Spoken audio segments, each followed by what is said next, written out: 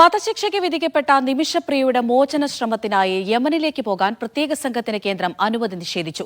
Action കൌൺസിലിന്റെ ആവശ്യമാണ് കേന്ദ്ര സർക്കാർ തള്ളിയത്. സുരക്ഷാ കാരണങ്ങൾ മുൻനിർത്തി അനുമതി നൽകാൻ കഴിയില്ല എന്ന നിലപാടിലാണ് കേന്ദ്രം. യമനുമായി ഇന്ത്യക്ക് നയതന്ത്ര ബന്ധമില്ലെന്നും പ്രത്യേക സംഘത്തിന്റെ സുരക്ഷ ഉറപ്പാക്കാനാവില്ല എന്നും ചൂണ്ടിക്കാട്ടിയാണ് അപേക്ഷ തള്ളിയത്.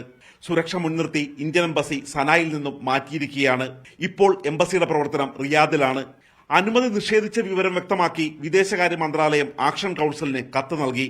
മോചന ശ്രമത്തിൽ ചർച്ച നടത്താൻ നിമിഷപ്രിയയുടെ കുടുംബത്തിനും കുടുംബം നിയോഗിക്കുന്നവർക്കും മാത്രമേ കഴിയൂവെന്ന് കേന്ദ്രം ചൂണ്ടിക്കാട്ടി. കേന്ദ്ര സർക്കാർ നിമിഷപ്രിയയുടെ മോചന ശ്രമങ്ങളെ ഏതെങ്കിലും തരത്തിൽ ഇത്തരത്തിൽ ലാഗ് ചെയ്യിക്കാൻ വേണ്ടി ശ്രമിക്കുന്നുണ്ടോ എന്നുള്ള സംശയമാണ്. കാരണം ഇപ്പോൾ പറയുന്നത് സുരക്ഷാ കാരണങ്ങൾ കൊണ്ട് അല്ലെങ്കിൽ ഈ പറയുന്ന നിമിഷയുടെ ബന്ധുക്കളാണ് ചർച്ചകൾ നടത്തേണ്ടത് എന്ന് പറയും. യമനിലെത്തിയ അമ്മ അവിടെ യാതൊരു സുരക്ഷാ പ്രശ്നവും ഇല്ലാതെ യമനിൽ തുറന്നുകൊണ്ടിരിക്കും. യാത്രാവിലക്ക് ഒഴിവാക്കി പ്രത്യേക സംഘത്തെ അയക്കാൻ അനുമതി നൽകണമെന്ന് സുപ്രീം കോടതിയിൽ ആക്ഷൻ കൌൺസിൽ വാദിച്ചിരുന്നു.